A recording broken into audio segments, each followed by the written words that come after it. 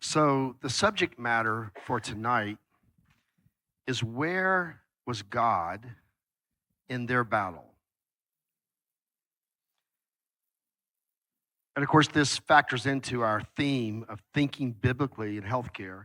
Now, all three of them used a variety of integrative therapy and even conventional to address their cancer. And so we're not primarily here to for them to tell us, oh, what therapies they used, what worked, what did they try. We're here to understand where was God in the battle? How did their faith help them in facing the diagnosis? How did their faith help them to discern how should I be treated? What was I to think? Where's God? And then, of course, whatever way they've come through, where's God now? How did their faith grow? So we'll start with Sue. Would you go first? Okay. So you just want me to introduce myself first, Yes, and yep, we'll do the questions. So I'm Sue Becker. Some of you know me as the bread lady, but 14 years of teaching people colon health and going, how important that is, and bread and real food. In 2006, received the most shocking news of my life that I had colorectal cancer. And the question always is, how is that possible? How could this happen? Why did this happen? And it was a shock to me, and I had been struggling for about a year and a half, I guess. You don't remember, you see too many people, but anyway. I do remember. Yeah, I know. He was, yeah. I was diagnosed. I don't remember a stage, but I think I heard somewhere along the line, stage 4.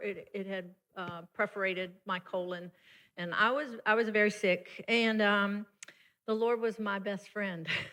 I've loved the Lord as long as I can remember, so I've always been a strong Bible believing Christian. But during that trial, I often tell people it's not something I would ever want to go through again, but I don't regret having gone through it. I learned things along the way, and he became truly my daily bread. There were days I had to just hear from him to go on. And I did through counsel, did go through conventional chemotherapy and radiation, but I also supplemented it. I know that my diet, my bread, I believe was very instrumental in bringing complete healing. And I used Dr. Bergeron. I used Dr. Aubrey Garner, who I think has already gone on to be with the Lord. He really, every week I saw him, he would do some testing and change my nutritional needs because it changed as I was going through my treatment. But I would have to say, first and foremost, my treatment included prayer. We went to a multinational church, and it was interesting. My English-speaking elders and pastors, I'm sure they prayed for me, but it was the Brazilians that came up to me and said, "We're going to fight this battle for you," And I didn't know them, they didn't speak English, but their kids were friends with my kids, and they came to my home, said, "We're coming to your house." And right away, one of the pastors had fasted and prayed for me, not knowing who I was, not knowing what I did, not knowing what I teach. And knowing what I teach, I had a lot of customers writing me going, "This is the enemy's attack on you because of your testimony." This pastor stood in my home and said, well, first he was reluctant to give me this, but he said, "The Lord showed me that many are saying this is an attack of the enemy. But the Lord showed me that it's because of anger, bitterness, and unforgiveness. And I know without a shadow of a doubt that my cancer was, and I don't want to call it my cancer. That was another thing I was going to tell you. I never said I have cancer. But he said, and I knew it was from bitterness and unforgiveness, that mine was a spiritual journey for sure. I had to treat it physically because it was a physical manifestation. But so that was prayer. I went through 7 weeks. They came to my house because the Lord gave them the story of Naaman. So nutritional treatment, just eating good, having counsel of Christian medical professionals around me was a real blessing. That's my story. Part of it. I've got a lot more. All right, Stacy Lofton. Oh, yeah. And, and one thing, let me say one thing about Stacy. Recently, she and I reconnected, but we had met 25 years ago, approximately. And it was at her mother had advanced cancer, and I happened to be assisting in a clinic out of state that was treating cancer patients. And her mother was at the end of her journey, but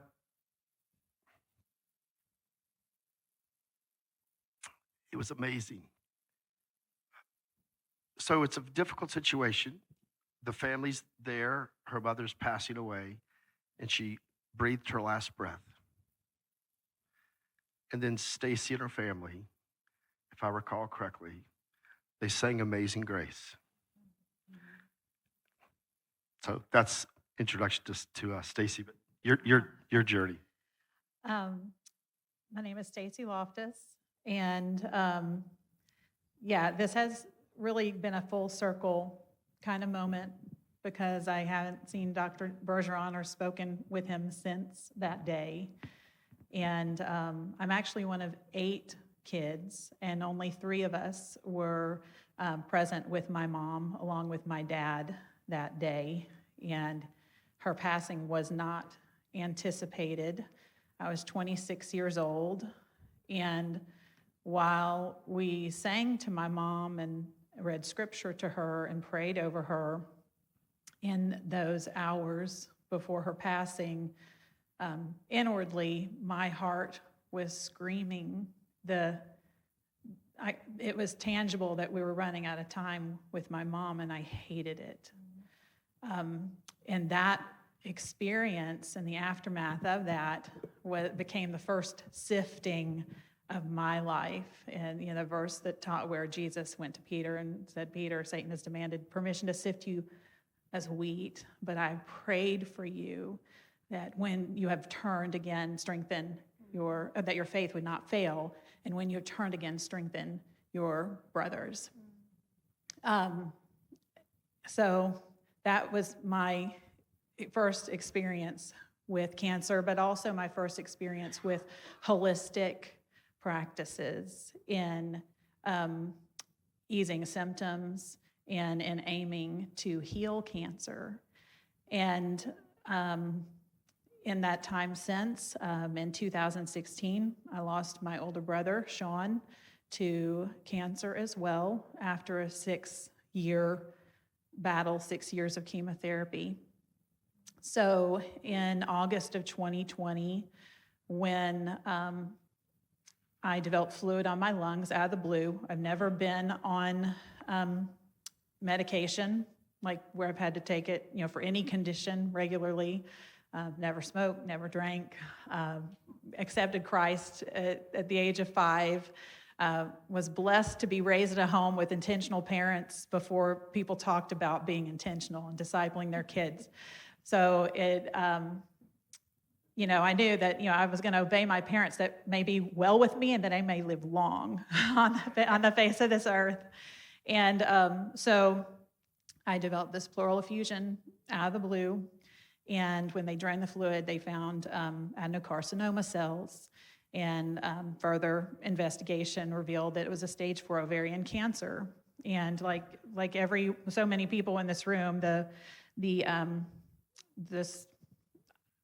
it blew my mind. And in a season of life I was in, it was really in a lot of ways a straw that broke the camel's back. We were in the middle of the pandemic. I was homeschooling 4 kids anyway, but we had been changing a lot of things because we added on my sister's family of kids too. We decided we'd have a homeschool pod together. We had just planned our school year very meticulously to try to make it work, to try to salvage the time for our kids. But and on top of that, my mother-in-law had been diagnosed with an ovarian cancer in 2019. And I had just walked through that treatment with her, had stayed in the hospital with her when she had her surgeries. And she had just finished her chemotherapy, and we had a celebratory dinner to celebrate the goodness of God in allowing her to reach NED, no evidence of disease.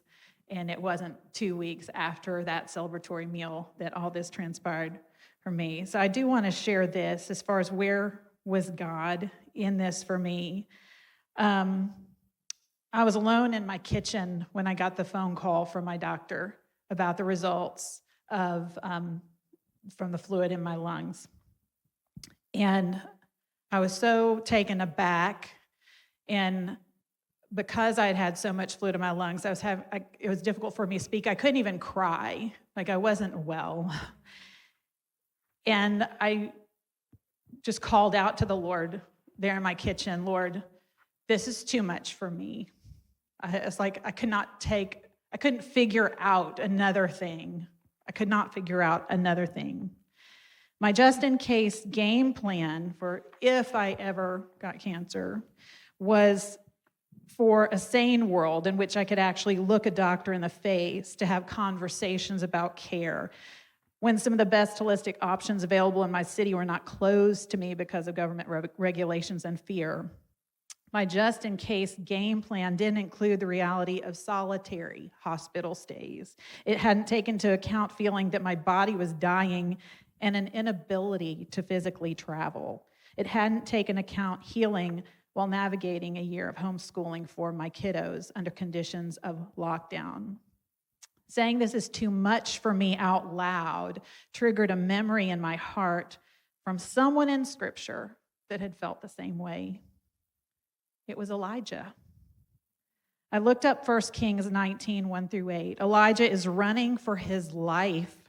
And in verse 4, requested for himself that he might die and said, "It is enough now, O Lord. Take my life, for I am not better than my fathers."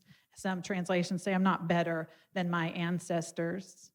That was how I felt. Like, don't really want this right now. Don't want to walk through this right now. You can just take me now. And then I also felt I'm not better than my ancestors. It's like, Lord, I've lost my mom. I've lost my brother. They were some of the most godly people I knew. I'm no better than them. I don't see how, even if you allow me to make it through, I don't deserve to make it through. I'm not better than them. God's response to Elijah's despair, an angel of the Lord came to him. God in flesh showed up, not to rebuke Elijah for weakness, but to equip him, strengthen him, feed him, encourage him, and direct him. He appeared to Elijah twice, touched him, and said, "Arise, eat, because the journey is too great for you." God used this passage in my heart to confirm in my spirit that this stage 4 cancer diagnosis was indeed too much for me. I felt great hope that just as God provided Elijah his presence along with the rest, sustenance, strength that he needed to run his race, God would equip me. God would equip my husband, Mark. God would equip my children, one of whom is here with me today, my Melody Ann. The journey would be beyond my managing. Elijah's race was running from Jezebel. Mine was running from another Jezebel, cancer. Hebrews 12, 1-2 reminds us, "Therefore, since we have so great a cloud of witnesses surrounding us, let us also lay aside every encumbrance and the sin which so easily entangles us, and let us run with endurance the race that is set before us, fixing our eyes on Jesus, the author and perfecter of faith, who for the joy set before him endured the cross, despising the shame, and has sat down at the right hand of the throne of God." By the time my husband arrived home from work that evening, I'd come to a type of peace with one truth. This diagnosis was part of my race, set before me by my good shepherd, and the only way to run it would be by his strength. This is what I shared with my husband that evening, and that became the foundation for me. That was the foundation for that journey. Thank you. Michelle Gray. Hi. I'm Michelle Gray, obviously. I'm so happy to be here, and I hope that some of what I share on my faith journey last year will encourage you. In 2023, the week before Christmas, I received unexpected diagnosis of early stage 3 cancer. The tumor location wasn't deemed the best option for me to have it surgically removed. And so the doctors immediately suggested I have radiation and chemotherapy. But before I just share with you the decisions that I made on this journey, I want you to know that every year I am somebody who prays about a word focus for the following year. And in November, the month before I was diagnosed, the word hope was given to me. And I wrote it in my journal. Great, hope for 2024. And then a month later, I received my diagnosis. But looking back, I see how God placed those seeds of hope within me prior to my diagnosis. And so truly, throughout the whole year, hope became my anchor. The Lord guided me in every decision because I asked for his help. I asked for his advice and guidance. And I believed that he was shining light on my daily steps, one day at a time. I remember when I first met with the doctors, they always look at you and ask how you're doing mentally. And I would always answer the same way. This is going to be a one day at a time journey. And that's what it was. In Hebrews 6:19, the word says, we have this hope as an anchor for the soul, firm and secure. I spent a lot of time in the Psalms. Psalm 130, I read over and over and over. During the initial days of the diagnosis, my husband, who's here, and my 2 sons, we were stunned and overwhelmed, and we were immediately thrown into one appointment after another, one test after another. And so I felt like I was disoriented for a little moment. And one morning, I was just sitting quietly with the Lord, and he reminded me, remember, your word is hope for 24. Thank you, Lord. So my hope remained, not because of my circumstances and not because of the unknowns, but because my hope was in the Lord. He was my hope. So really, in a nutshell, I did initially begin with 6 weeks of radiation treatment with my oncologist, but during that entire time, in my heart, I knew I did not want to do chemotherapy, and that was the second phase of my protocol that they had given me. So I began searching like crazy. I knew that my days were held in God's hands, my Creator. But I also felt I had a responsibility to do some research here. If I didn't want chemotherapy, what was I going to do? And so I did. I read books. I listened to people who had experience on the subject. And I began searching for potential local doctor who could offer me an alternative to chemotherapy. It took me all the way through March before I found my doctors. And ultimately, I did end up doing like a 3-pronged care and support. I had an oncologist, I had a naturopath, and I had a functional MD. And so I feel so blessed that I was able to meet these people. You know, we never journey our journey alone. And even before I met my naturopath and my functional MD, I was introduced to a doctor in South Africa. And that's the place of my birth. And she and I became fast friends virtually. And she began to share with me really some vital information that gave me courage and supported my desire not to do chemotherapy. And she shared lots of information with me. And this really just gave me strength and courage that I was on the right track and that I could do this. And I thank God for her. She's just become a wonderful friend to me. Then going back to searching for a local doctor, I reached out to someone I knew. He told me to check out this naturopath, Dr. Jennifer Gramuth, and I met with her, consulted, and once again, God used her to give me courage that I was on the right path, that God was with me, and that there were other alternatives. I love her and her team. She's sitting in the room. I love her and her team. I love going there. I still visit and have my therapies, some of them, because what they did was they taught me so much very quickly that the body, the mind, and the spirit are all intertwined and all need healing, not just the body. And I grasped that, and I embraced it, and I went for it. And they taught me how to listen to my body. And I love you and your team, Dr. Gramuth. And then through Dr. Gramuth, I met my wonderful functional MD, sitting right here, Dr. Bergeron, and his team. And once again, I just felt like God was leading me, shining light on my steps. As I prayed.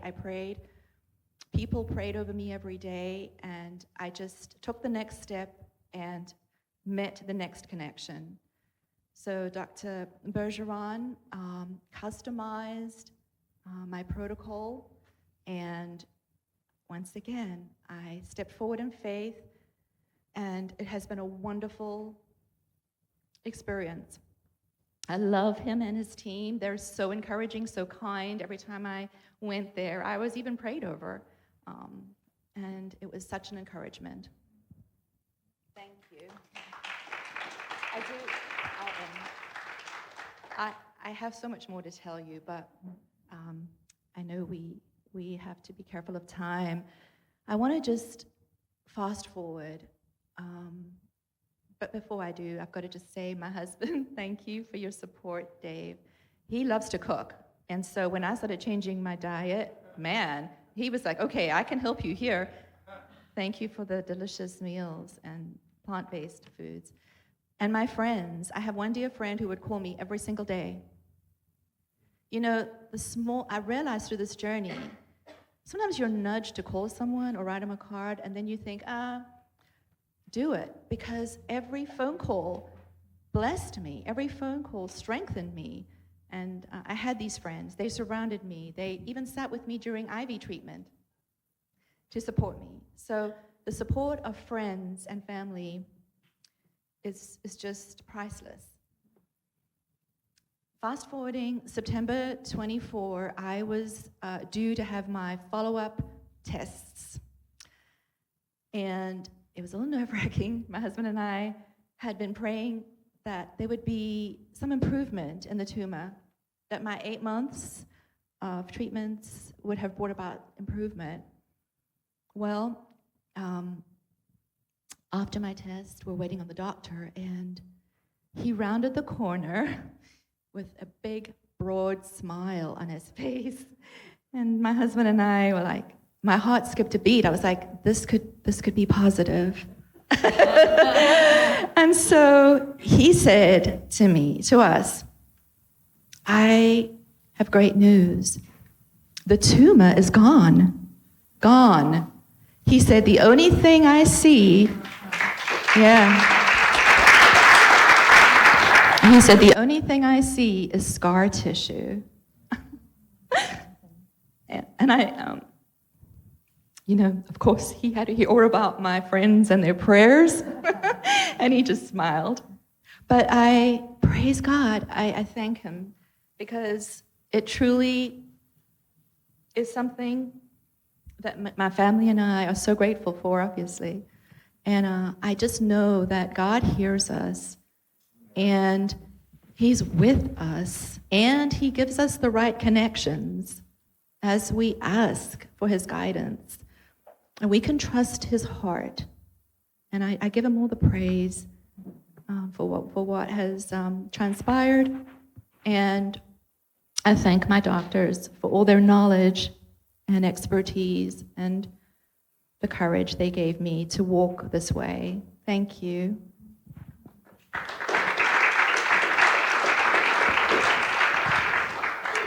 Well, thank you. I think we'll move to a couple practical questions or matters and get your recommendations.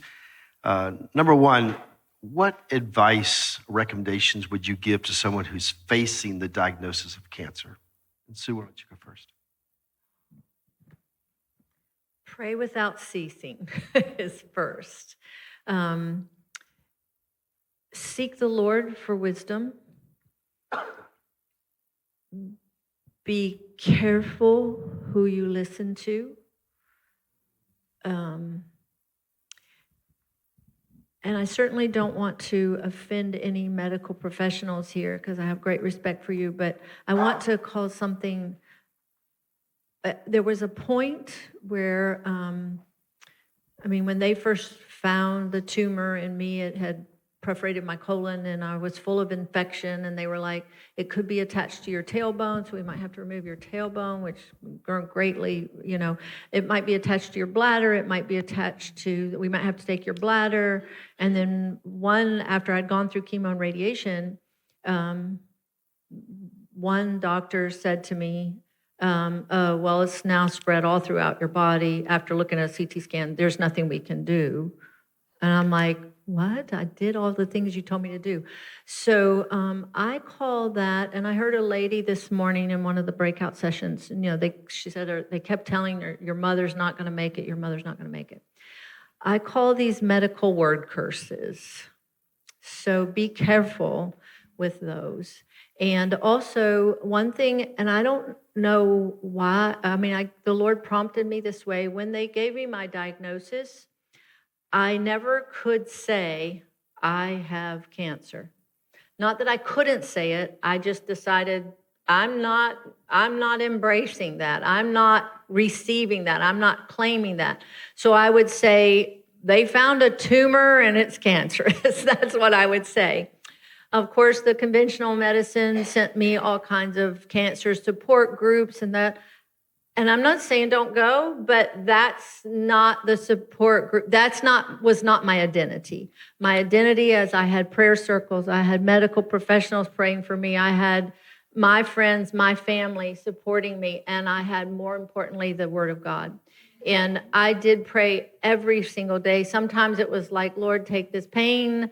I'm a doer and I'm a goer and I make meals for people, but I had to receive meals from other people. And so just be willing to receive help. That might be hard. And some of you, it might not be hard, but it's hard. But be careful. Like I said, this is not your identity. And I've never even been able to say I'm a cancer survivor. And I'm not saying it's wrong for you to say that. That's fine. But my identity is in Jesus Christ. I am a believer, born again child of God. And I looked for him. I had to pray every step of the way. And with the help, Dr. Bergeron advised me. He said, we'll get on this train, but we'll decide when we get off. Those were your words. But I even had to pray about that. And I remember the day he kept telling me, I think you're going to have to do some chemo and radiation. And I didn't want to. But, and of course, the conventional medicine doctors, they were all like, I was diagnosed in November. I was very sick, very, very sick over December. And they were like, okay, we'll give you till January, but we want you to start with chemo and radiation right away. And I did not want to. I didn't want to do it at all. And I called Dr. Bergeron, could I wait? Would it hurt me to try some nutritional things for 3 months? And then I'm going in March for a colonoscopy and let's see what happens. He goes, no, it won't hurt you to wait. I believe, and I don't know that we've ever discussed it, but I believe if I had started chemo and radiation in January, was so sick. I had run a fever for a year and a half off and on, but like a month. I think if I had started that then, I don't know that I would have made it, because I don't think I could have physically endured that treatment. And so I waited, and I did some very intensive nutritional things, and went through the 7 weeks of healing and repented of unforgiveness and anger and let go of all those things. And I believed with everything in me I was physically healed. I believed I was going to go into that colonoscopy and they were going to go, oh, we don't know what happened, but there's no tumor. And on the way home from praying that night, I might be, sorry, I felt the Lord say to me, it was 7 weeks of prayer, and the elders anointed me with prayer. And the Lord had given me the verse of when Jesus cursed the fig tree and said, "You shrivel up." And that's why I'm like, "Just tumor, you just shrivel up." That was my prayer. And when I was pulling in my driveway that night after that last week of prayer, I felt the Lord say, "Go show yourself to the priest and do whatever he says to do." Jesus said that one time. And my doctor's, the surgeon that I had at the time, which we fired him later, but anyway, his name was Dr. Cohen. And I don't know if you know, the Coheens are the priest. So I'm like, okay, I'm going to go show myself to the priest. And he was doing the colonoscopy. So I'm thinking he's going to come in there and go, "No tumor." And yeah, well, he comes in, he goes, "Yeah, you have a tumor about this big and it's killing you." And finally, after my husband and him had some heated discussions, I just turned and looked at him and I said, "What do you want me to do?" And he said, "Come back in 2 weeks, have an appointment with an oncologist and a radiologist, and start treatment." And I prayed. I called Dr. Bergeron. I said, "Can we talk?" And he said, "This is what we got to do." And so don't be pressured. Don't be intimidated. The oncologist called me multiple times and even asked, "Who's this doctor that's telling you don't have to do this right away? Is he an oncologist? Well, he can't, blah, blah, blah, blah, blah." So, sorry. Just so pray without ceasing. Seek God for wisdom. He promises to give it to you without fault finding if you just ask. Seek counsel, and don't be intimidated, and don't be rushed. And yeah. Thank you, Sue. Stacy, what advice would you give, what counsel would you give to someone facing the diagnosis of cancer? Yeah. Well, in addition to what she said, she just gave a whole heap of great advice. So all of those things, I know for me personally, I really agonized over whether to do chemotherapy or not, because that was not my just-in-case plan. Surgery was not my just-in-case plan. My just-in-case plan was Chris beat cancer. I had the book. I had given mine to my mother-in-law while she was walking through her cancer and had shown her how to juice. And my mother-in-law had been able to implement a lot of those things. And so then when I ended up with a diagnosis, the fact that I was so sick, how cruel is Satan when, for my mom, one of the last things to happen in her life was that her lungs filled up with fluid. So for the fact that my diagnosis began with fluid in my lungs, I said, "Lord, you've put me in this game in the fourth quarter. Like, that's not even fair." Like, do I even have time to fight? And so that's like, do I have time to do holistic things? So I agonized whether choosing chemotherapy was a lack of faith. I'll just be very transparent. I wrestled with it so much that one of our pastors had come over and prayed with my husband and I. And so for the first 30 days, I got off all meat, dairy, all sugar, and juiced and prayed. And so I really did give that to the Lord. I prayed really hard about what he would have me do. So in light of that, there can be a real analysis paralysis. First, there's the danger of making information your idol. Okay, so because I researched manically, and like in a total panic, I went through so many books so quickly, and the other is that doctors are not God. We all desperately want to find that one person that has all the answers for us, that can just tell us what path to take and tell us what to do. And I know for me, God, I do not live in a part of the country that has an abundance of functional medical care. There is no holistic oncologist where I live. There are no naturopaths where I live. So not everybody has access to that in their own backyard. And in fairness to my husband and the financial viability of my family, I felt compelled to use what was available to me, what God made available to me in my own backyard. So some thoughts in hindsight about what God taught me in that is this. When God led the nation of Israel through the desert and into their promised land, he promised to fight for them and deliver them. However, they would only receive the land that they placed their feet on, taking one step at a time. If they were too fearful to take another step, they would not receive the land. There were battles to fight. Sometimes he gave them a strategy. Sometimes he defeated the opposing enemy before Israel ever arrived on the scene. Sometimes they were simply instructed to go and fight without a heavenly battle plan or strategy. Either way, the victory always belonged to the Lord. Looking back at my own deliverance, I can say that I chose to take each next step, trusting him. The victory belongs to the Lord. So the victory won't be in your protocol. And it's easy to become a prisoner to our protocol. Those of us who have gone a holistic route, and on this side, so I did the chemotherapy, I did the surgery, did not go with my first oncologist recommendation, got fired by the second oncologist because I was doing high-dose IV vitamin C along with the chemotherapy and the juicing, and they would not have any of it. And then God finally allowed me to at least have an oncologist that wasn't mean and ugly. Okay, she was never encouraging, never encouraging, but at least she would treat me, or she would monitor and treat. And some of the things she wanted to give me, I said, no, thank you. And then God did provide a functional medicine person 3 hours away that I drove. He was familiar with off-label meds that I also did. So I threw everything at, that God provided. But the fear of failure was very real, and just the fear of messing up and it being all on me. I was so weary of a lot of things being on me, and it weighed so very, very heavy. So I'm comforted knowing that for the nation of Israel, the victory always belonged to the Lord. He didn't give them a protocol. He just told them to go fight. He told them to suit up. So we've got our armor. We've got to put our armor on. So. Thank you, Stacy. Michelle, do you have some advice for anyone facing the diagnosis of cancer?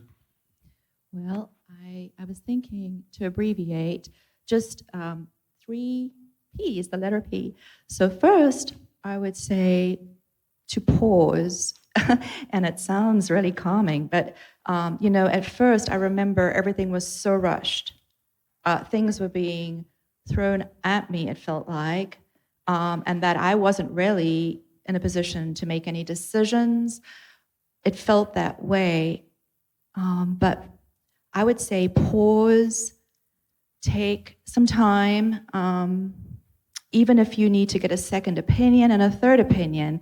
And I had to end up doing that at the latter part of my treatment. And I also got a new oncologist toward the end. There were reasons, but pause, and it's okay to pause. Don't feel pressured. The second P, prayer. Find a prayer partner, prayer partners. We can't do this without them. And then the third P, people, I guess. Surround yourself with like-minded people. Be careful, like you're saying. There's so much noise coming at you. And even in the reading, you're digesting so much, it can quickly become too much. So find wise counsel and people that are like-minded and that will support you. Thank you. I have a specific question for Sue. I'm going to put her on the spot here, but at some point in your early treatment phase, if I recall correctly, your mother-in-law, there was a particular incident. And 18 years ago. and it's a very valuable lesson here. What happened and how you responded. So, oh goodness, let's see. I'm gonna try to shorten this up, but we had gone through a very ugly church situation, and we were excommunicated, and it was our family, and yeah, so it was very hurtful. And at first I got over it. I was like, wow, these were mean people. So I'm glad to be gone. But then it continued, gossip continued, and they turned neighborhood against us. And anyway, it was very hurtful. So anyway, when I came home from the hospital, very sick, I'd been in the hospital 10 days, no food by mouth. I mean, I was emaciated, just, very sick and still running a fever. And my mother-in-law came over. She knew of the church situation. She was part of it, but not the bad part of, well, anyway, she was involved because it was family. And she looked at me that day and she said, Sue, do you think this could be caused by bitterness and unforgiveness? And I was like, no, not at all. I've forgiven those people, because I would. Whenever I'd have these evil thoughts, I would just, Lord, I forgive them, I forgive them, I forgive them. And I didn't believe. I just said no. But after she left, there was a dream. And anyway, there was a lot of things involved. But I prayed, and the Lord began to deal with my heart. And I remember a specific incident in the hospital. Now, mind you, this event had happened in 1998, and this was 2006, my cancer diagnosis. So 8 years. None of these people had spoken to me. All of a sudden, I get a cancer diagnosis, very sick in the hospital. And one of the people, part of that situation, had actually passed away from cancer. So I think they thought I was going to die. But anyway, they sent me flowers in the hospital. And my husband was telling me all the flowers and who had sent me. And when he came to those, I said, get those flowers out of my room.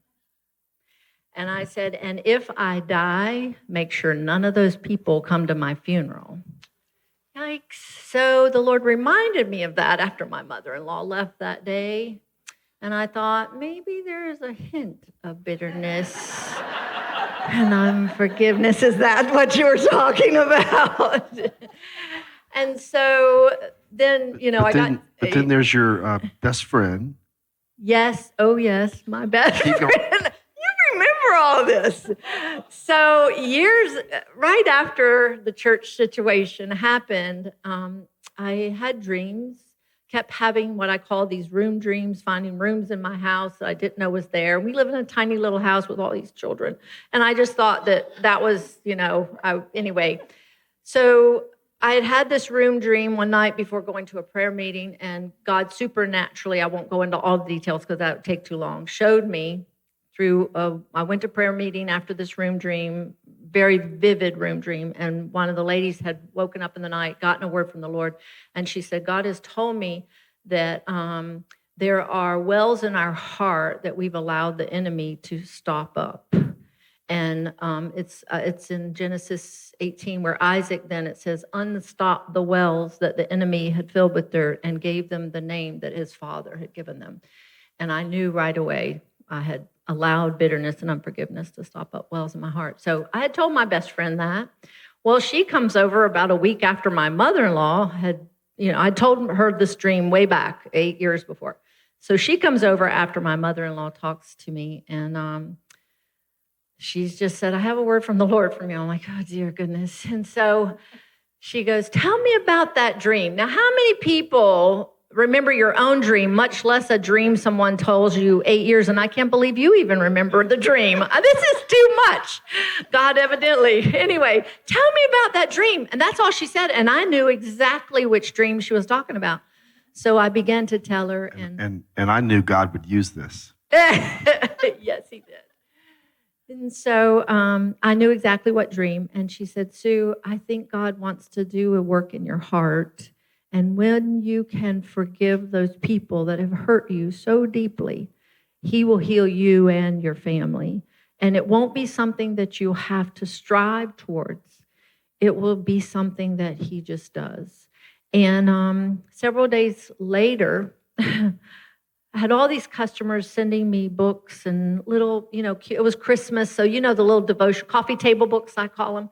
And when you've gone through the hospital and all that, I was sleepless at night, and then I'd sleep in the day. So you're waking up, your whole rhythm is gone. So I'd wake up in the night, so I'd read a book. And anyway, so after she had come that day, I would read a little devotional, and then I'd put it down the next night. I'd read that one, And so I opened this one, and I come to this place, and I can't remember it all. I don't have it with me, but it was kind of like, I know you think your little still small voice is so far away and that I don't hear you, but I do hear you. And it said, if you will unlock the door to your heart's hidden room, I will come in and heal you. And that's pretty profound. I mean, it was just this odd little devotional book, and I have it, yeah.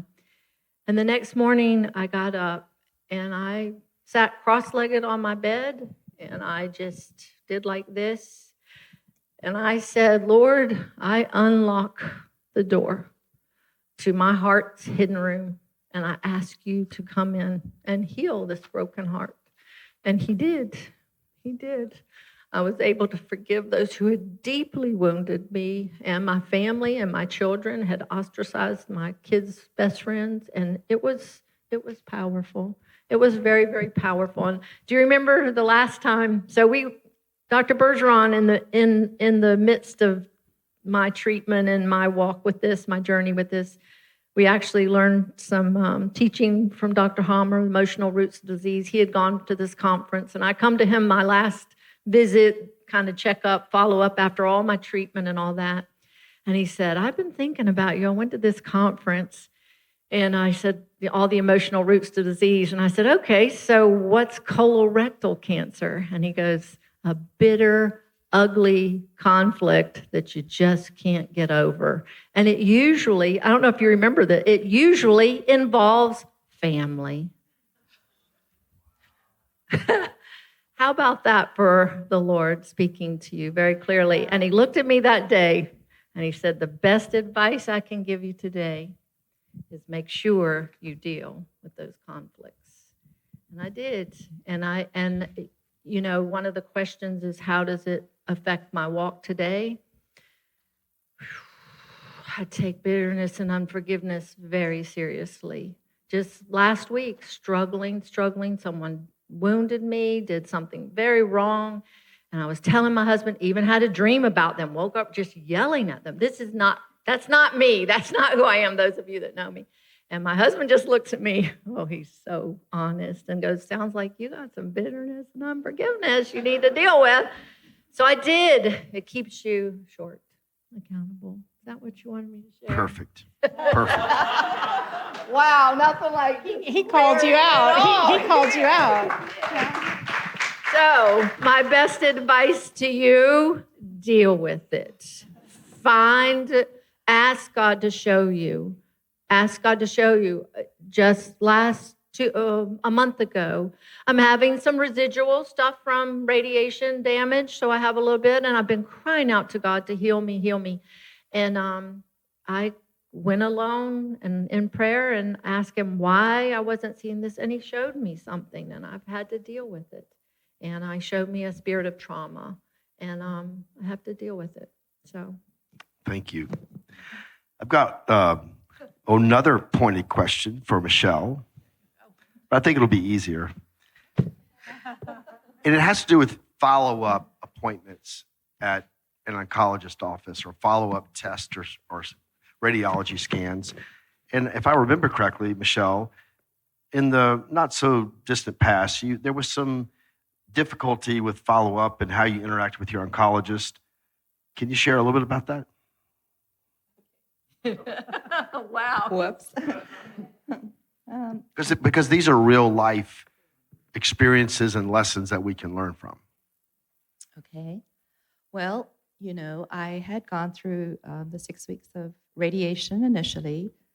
And then, as you know, I switched gears and I went with the integrative approach. But in my follow-up in September, after I had had my tests and they revealed that the tumor was gone, I had to have a follow-up with my oncologist. And unfortunately, it wasn't what my husband and I were expecting in that meeting. We were quite taken aback, to say the least, because the oncologist told me that, was I ready for surgery? And I said, at first I thought he's got the wrong patient, and then I said, I don't follow you. Anyhow, they had determined that the next step for me was to go ahead and have surgery, even though the tumor was gone. And I couldn't grasp it. And we had a long back and forth discussion, but ultimately he told me it was the only way, really, for them to be certain it would not return. And I said, well, I can't, that doesn't compute in my brain. And it was disheartening because we were going in for a celebration talk and we were stunned by what the next steps were. So ultimately, I went home. I was trying to digest everything that was told to me that day. And I kept getting phone calls to meet the surgeon, that appointments that were waiting on me, and I kept canceling every time. I kept canceling it. And I finally just said, this is not something that I want to do. And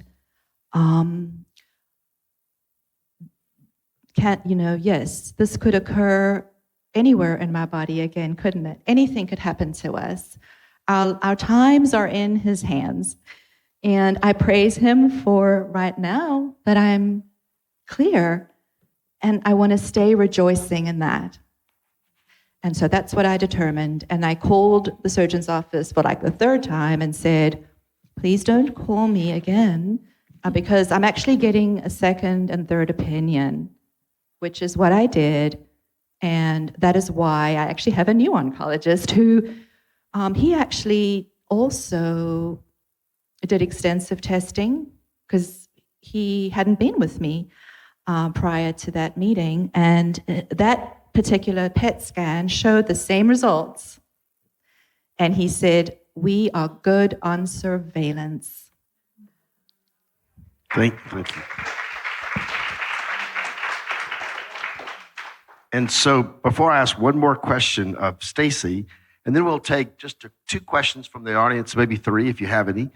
Stacy, I was curious, what recommendations would you give for what are you doing to prevent a recurrence?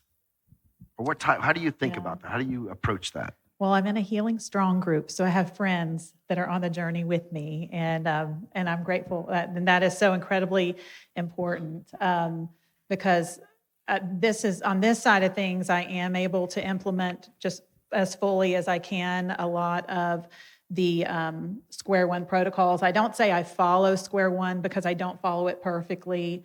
I am plant-based whole food, but I still cook for teenagers and a husband who loves meat. And I have a family who likes dessert, and they will order pizza and eat it in front of me. And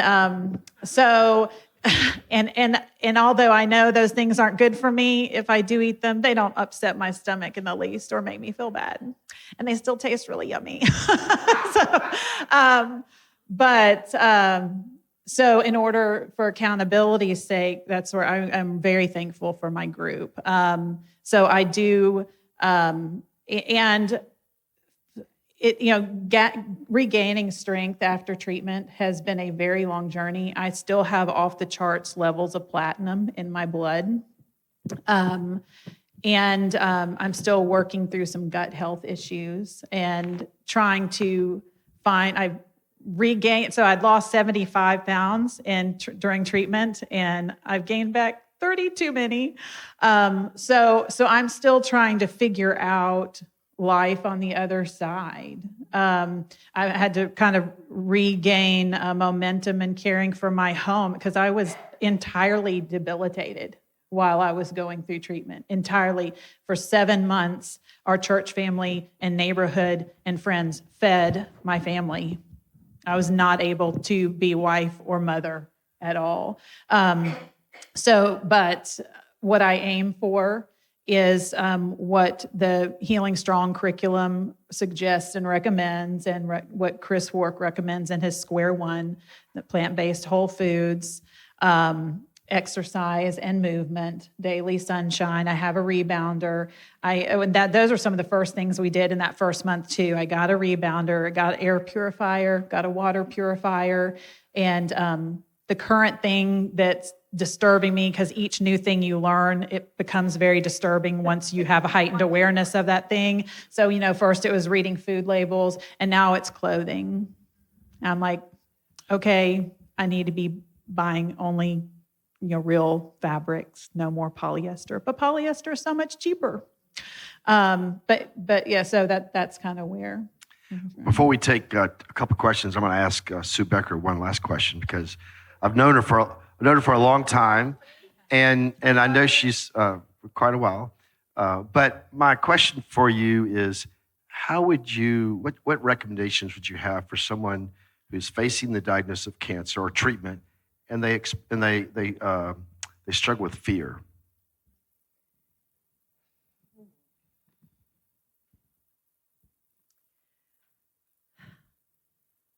You have to, it's the same old answer, pray without ceasing.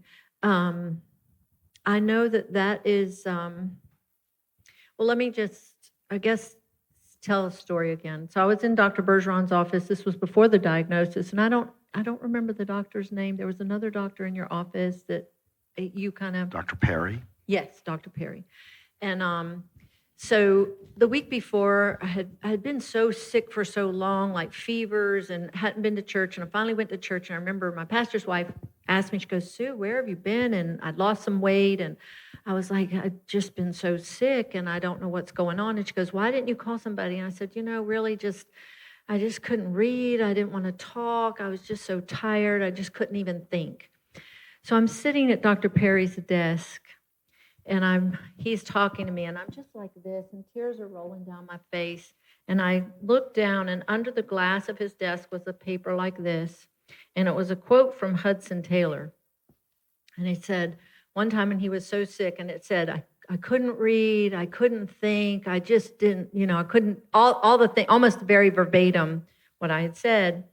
And then it was, then the verse, and I told Chris Wart, I said, I think you read my journal when I went through cancer, because you had all the verses, so the quote was Psalm 27, verse 14, and it says, "Wait for and hope for and expect the Lord. Be brave and of a good courage, and let your heart be stout and enduring." Yes, wait for and hope for and expect the Lord. And so I began to read Psalm 27. That's the last verse of Psalm 27. And it begins, "The Lord is my light and my salvation. Whom shall I fear or dread? The Lord is the refuge of my life. Of whom shall I be afraid?" And this part really struck me. "When the wicked, even my enemies and my foes, come to eat up my flesh, they stumbled and fell. Though a host encamp against me, my heart shall not fear." And I read this every day. I wasn't very good at memorizing it, because I'm telling you, when you go through something like this, you can't think very hard. I mean, you just can't.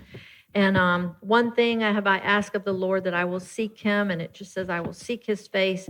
But this is the verse that I claimed, and Chris had a little different translation, but it's verse 13 of Psalm 27. I don't think I just love that. What would have become of me had I not believed that I would see the Lord's goodness in the land of the living? What would have become of me? And you know, I don't think I ever thought I would die. In fact, after everything I'd gone through, I was reading a book on cancer, and it was like, if the tumor's perforated your colon, you have like 30% chance. I was like, you mean I could have died from this? It was just like, yeah. But what would have become of me had I not believed that I would see the Lord's goodness in the land of the living? You have to believe. You have to get promises from God, rhema words that are for you. Don't just claim somebody else's promise or somebody else's testimony. And I remember one day, it was after actually I talked to you, and we decided chemotherapy and chemo and radiation, and I wanted a miracle healing because my unsaved family, because they're all very medically inclined, and I was just like, and I was just like, Lord, if I do this, and what's the testimony, and there, blah, blah, blah. And he just goes, that's really not your problem. So I just didn't worry about it anymore, what people would think of the Lord and what they wouldn't. And I just believed that I would see the Lord's goodness in the land of the living. Thank you. Thank you. Well, in the interest of time, we'll actually, we'll conclude our patient panel, and we will ask Dr. Contreras and Dr. Gramath to come up so we can move on. So thank you very, very much.